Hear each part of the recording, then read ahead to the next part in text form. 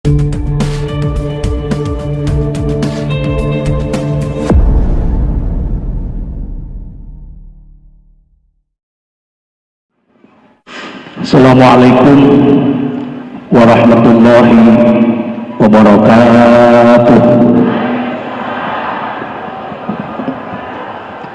Alhamdulillahilladzi faddalana ala katsirin min ibadihil mu'minin.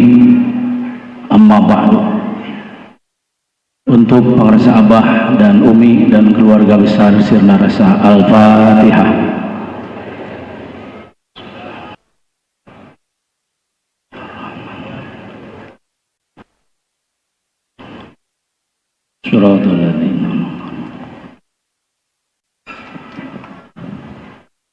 Mukadimah, saya ikut kepada Al-Mukarram Ki Haji Asep Adwi. Biasana pengumuman enak kudu khidmat ilmiah. Saya aya we.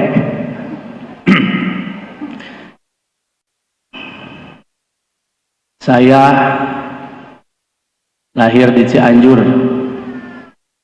Kelas 6 SD, ayah saya meninggal. Usia ayah saya dengan guru agung Bangsa Abah Aos lebih tua 7 tahun. Saya tahu itu di data Mubalik Suryalaya. Guru agung Bangsa Abah Aos 27 tahun, ayah saya 35 tahun. Katanya ketika almarhum ayahanda Pangresa Abah sedang ada, sering kesini. Saya tidak tahu, dan tahunya dari Abah.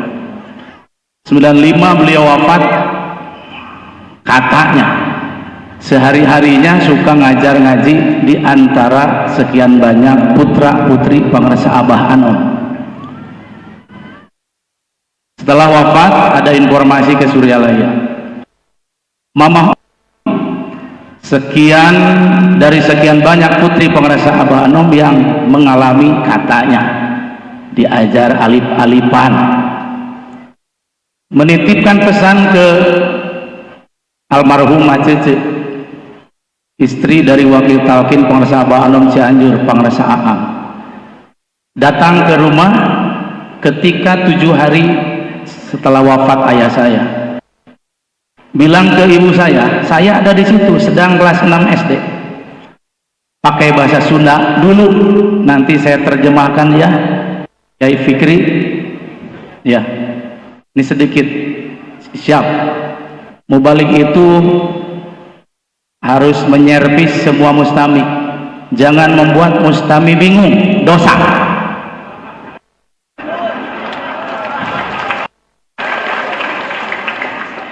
Ulah ngeunah sorangan dosa. Itu ada sabda dari Abah Aosna, ulah sok ngabingkeun batur dosa. Jangan suka membingungkan orang lain, itu dosa.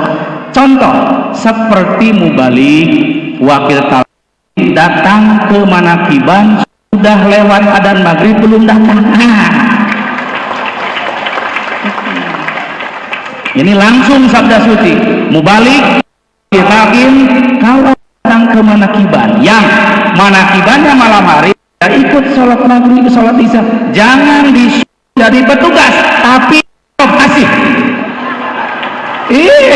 ulah dikurangan. Kudu wani ngomong kieu, oh krek panco nah jawab mulai kemajuan. Tidak akan ada kemajuan ikhwan akhwat yang para wakil talkinnya kalau datang ke tempat manakib malam habis isya meningtong. Ya Garut jeung Garut ya. Dia Garut itu Garut. Tapi saya menyampaikan ini buat saya, yang lain mau mendengarkan silakan, tidak urusan beliau. Baik, kata Mamah Otin putri Abah Anom lewat Macece, upami dipasihkeun, kalau dikasih salah sawios putri ti almarhum Pangresa Ajengan Ayi, salah satu dari putra putri Ajengan Ayi mau diambil, mau disekolahkan ke Suryalaya. Kakak saya yang lain sudah keluar SD, adik saya masih kelas 3. Saya yang Allah takdirkan, yang Abah Anom takdirkan. Kelas 6 SD saya lirik dan maneh daik dan kamu mau ke Suryalaya. Saya dengan polos tidak tahu apa-apa, mohon mangga. Kelas genep SD beungeutna acan kieu. Kelas 6 SD Kiai Fikri, wajah saya ini hitam banyak. Kalau orang sudah bilang balas bobo, apa ya bahasa Indonesia? Balas bobo kayak hapur gitu Kiai. Tapi sekarang alhamdulillah direnengkeun jeung Ajujun mah wani lah. Wah. Kali-kali Ajujun yang tangan batur ku aing ayeuna dicentang. Moal ngambek da lanceuk atuh. Siap.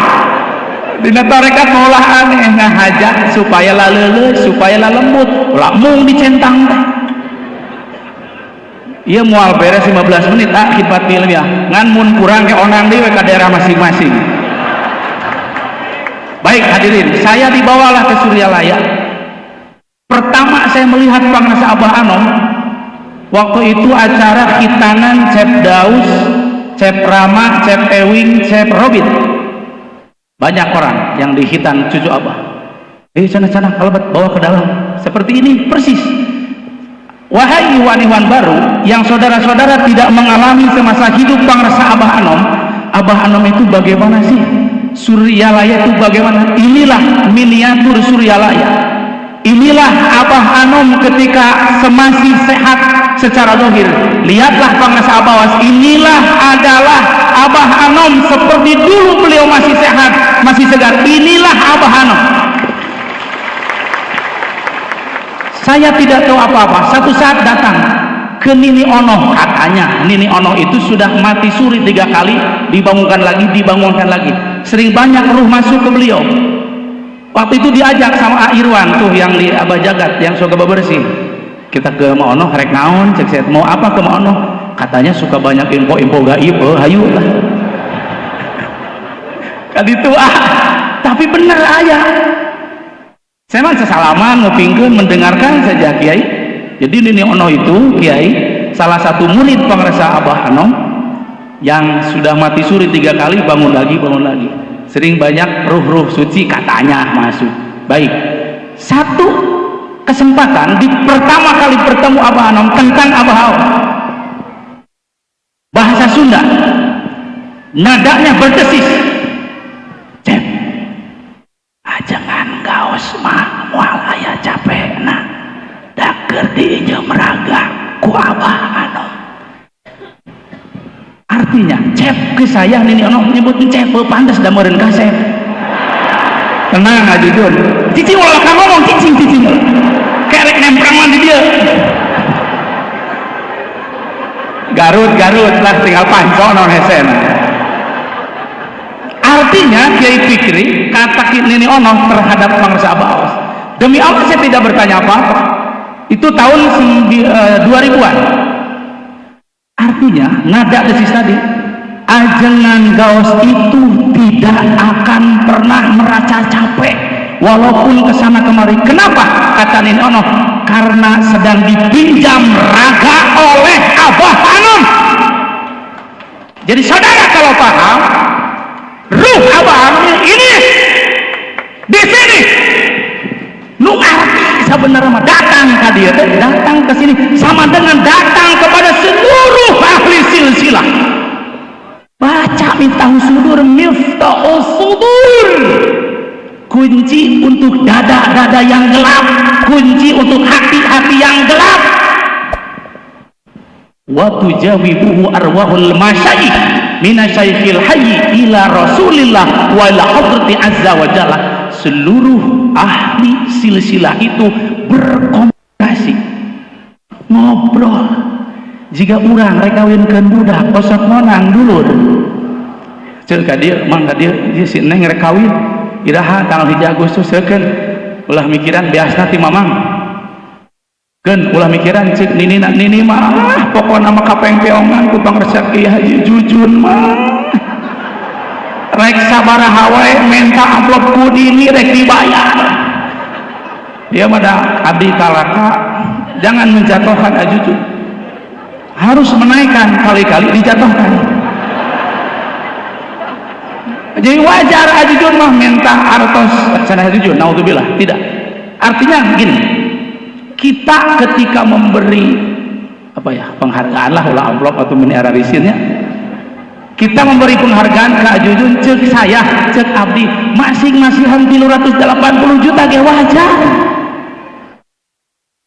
Wajar Pak, jalmi soleh Jujun teh gegerepekan Jujun ke sok tahana jalmi soleh ceramahna nu nandingan mun dicarekan kabeh ngajar dong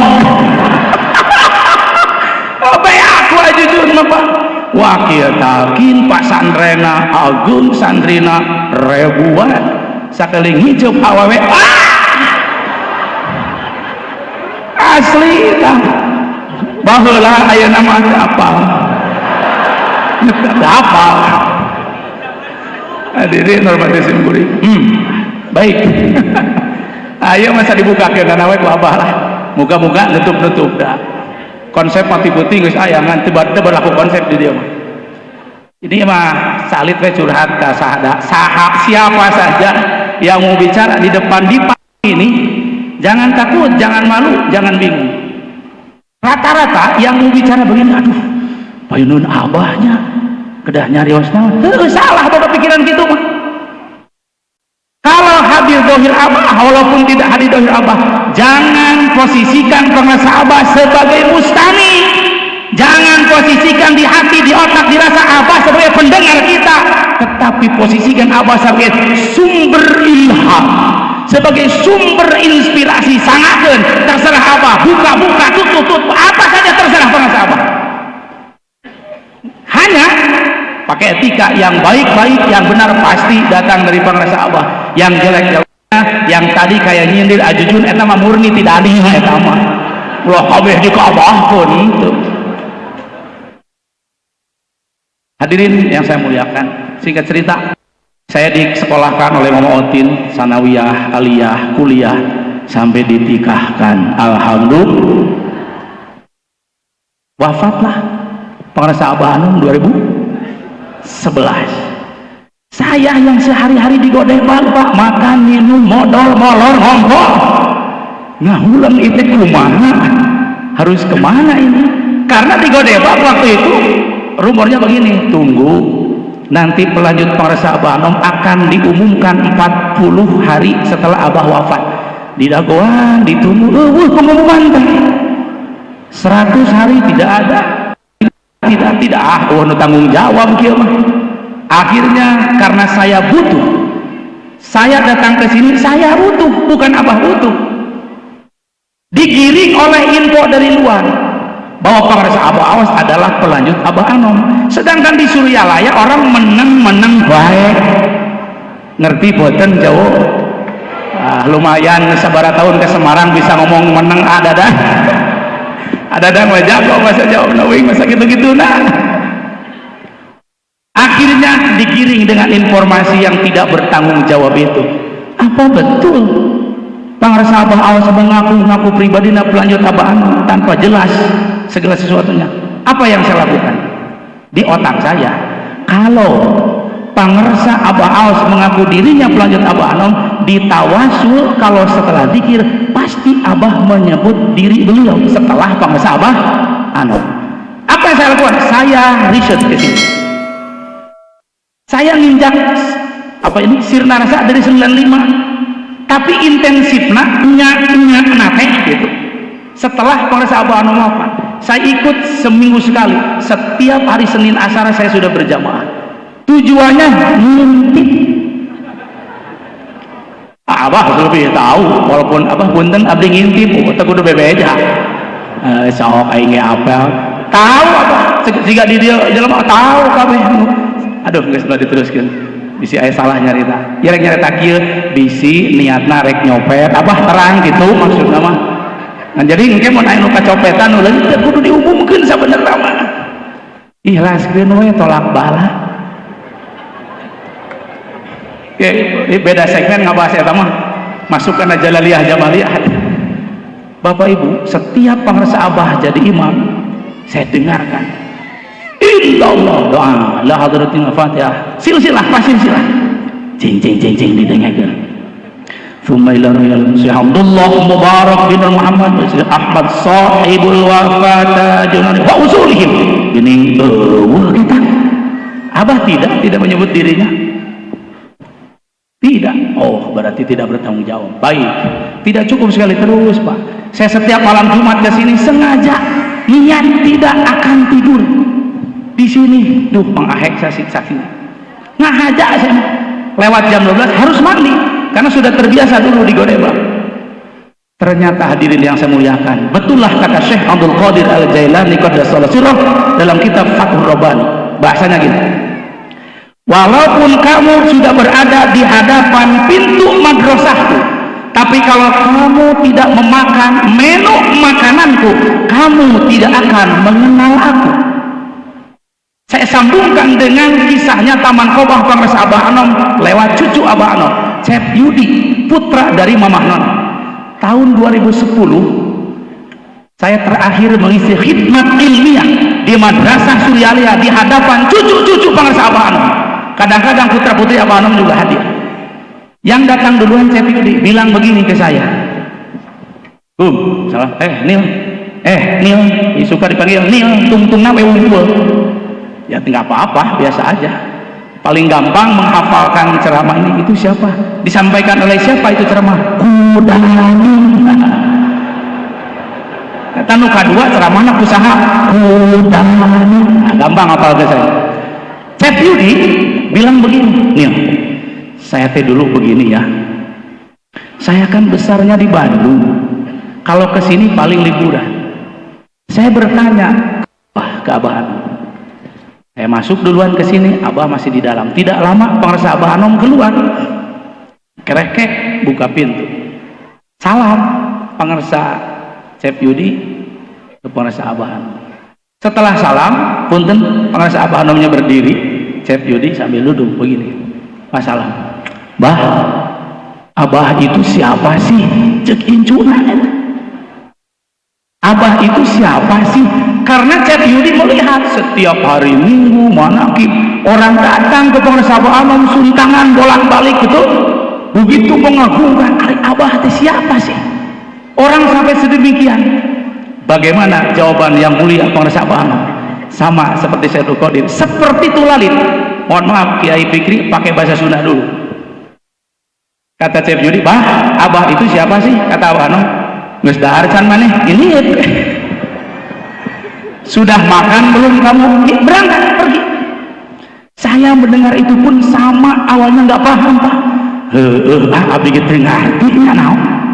Iya nih, sampai saat ini saya ngerti. Hadirin yang saya muliakan, seringlah saya ke sini tadi niat berjamaah, dikir dan seterusnya, terbuka Pak. Maksud Pangresa Abah Anom dan Syekh Abdul Qadir, walaupun kamu sudah ada di hadapan pintu madrasahku, kalau ke Cep Yudi Abah Anom, walaupun kamu cucu aku bagi Abah Anom, kalau kamu tidak memakan menu makanan ruh aku, kamu rasanya tidak akan mengenal aku. Punten eta teh kamu durian, kamu anu darah, kamu urang ye nu tai kotor. Artinya saudara-saudara, siapapun akan lebih terbuka kepada guru mursyid cahayanya kalau kita mau dibimbing, butuh guru mursyid, mahabbah, mengamalkan cinta dan khidmat, semakin terbuka, semakin itu semua adalah tarikan dari Pangresa Abah. Alhamdulillahilladzi faddalana ala katsirin min ibadihil mu'minin. Terus kalau Kiai Fikri bertanya dari sana, ditalkin itu buat apa sih? Punya guru mursyid ini kita buat apa sih? Pikir otaman manakib. Di antara jawaban guru agung Pangrasa Abah Aos dalam kitab Fadhailus Syuhur, wa hal ilmu litahdibil qulubi. Ilmu ini, ilmu tasawuf ini, talqin dan lain-lain dalam amalan kita tujuannya untuk mendidik hati, untuk mendidik. Gimana gitu Ustaz? Gini sedikit, kalau ada masalah hati suka bingung, suka kalau uang lagi sulit suka monyong, kalau uang sedang banyak hahaha, kalau orang memuji kita hahaha, sebaliknya dihina, difitnah. Belajar ini, berguru ke Pangrasa Abbas itu supaya tidak terkontaminasi oleh susah, oleh senang, oleh maju, oleh mundur, ada uang, tidak ada, stabil, mustawan. Eta teh babrasa insya Allah ku bimbingan guru mursyid mugia urang dipaparin rasa eta, amin. Sobar kedatang, sobar teh dina hate, kaluar tina ucapan. Ciri orang sobar tidak curhat kalau ada masalah kepada selain Allah. Ke Allah mah silahkan. Bagaimana curhat ke Allah? Dikir. Dikir itu kita sedang curhat. Dan curhat apa pada jalmi mah ibu pajengut jengut jeung nubot. Saling apa ini rambut kiai ditarik apa? Jambak-jambakan dengan yang gundul. Saya punya masalah, curhat sama dia juga punya masalah, sama aja menambah mas. Maka Abah mengharamkan. Haram nyebut bingung, haram nyebut susah, haram nyebut hese. Kalau kita terbiasa mikir bingung nyebut hese, itu hese susah, sulit, bingung betah pada diri kita. Temenang, dia tidak boleh diam. Itu Bapak Ibu yang saya muliakan. Nah, selanjutnya wa ma'rifati alamil ghuyub. Tujuan kita belajar zikir ini untuk mengetahui alam-alam gaib. Mohon maaf, saya tidak bisa menjelaskan karena tidak pernah mengalami ke alam gaib yang sana. Gaib teh ieu lah dina diri urang seueur nu gaib. Nah, kadituna wa thamratuhu saqawatun nufus wa husnul khuluq ala kulli makhluk. Buah dari thariqah kita ini supaya kita jiwanya baik, bager dan baik akhlak kepada semua makhluk. Nah, ini mangga urang sasarengan abdi ge nuju diajar, saya juga sedang diajar. Puncak dari sabda Pangrasa Abah, jangankan kepada manusia, kepada setan pun tidak boleh benci karena sesama makhluk. Nah, semoga rasa kita disampaikan ke situ oleh guru mursyid. Kalau sudah terbuka rasa itu, ibu mau gaduh musuh, mau lihat orang lain teh dan terlihat keagungan Allah, mau ayah, insya Allah. Hadirin yang saya muliakan, nah ini harus sudah tutup keran, sudah. Semoga ada manfaatnya.